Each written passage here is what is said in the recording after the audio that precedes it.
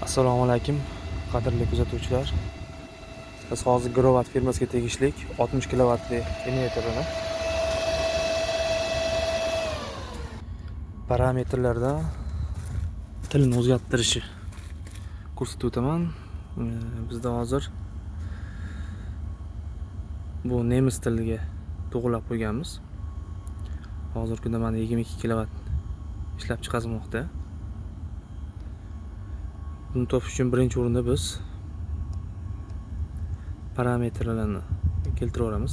Mana o'rtadagi knopkani bossak, sensorli mana parametr birinchi parametrlar turibdi va mana bu nuqtani 2 marta bosamiz.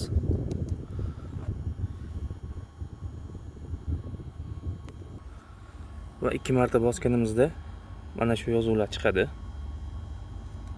Yaxshilab ko'rib olasizlar. Allgemein turibdi. Mana shu yerda bitta bossak, mana pastga o'tyapti. Bizga bunisi kerak emas, bizga mana birinchidagi kerak. Mana shu markatni o'chganda 2 marta yana shu nuqtani bosamiz.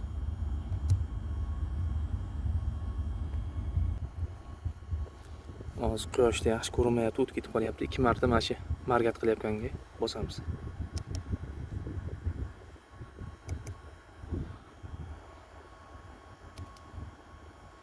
Mana Sprache turibdi, tillar. Pastda german tili. Yana bosamiz. Mana ko'rishingiz mumkin. Bu o'sha vaqtlari. Sprachenga 2 marta bosamiz. German Deutschland turibdi. Mana Spanish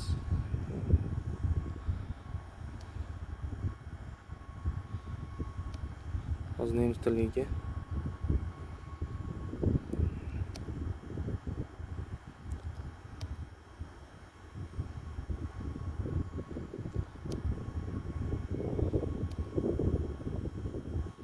mana ingliz tiliga keldi. Bunun ichida rus tilisi yo'q. Tushunarli bo'lish uchun ingliz tiliga o'tkazib oldik. Va yana 2 marta bosamiz. Mana va mana tili o'zgardi. Endi orqaga qaytish uchun 3 marta bosamiz. Yana 3 marta bosamiz.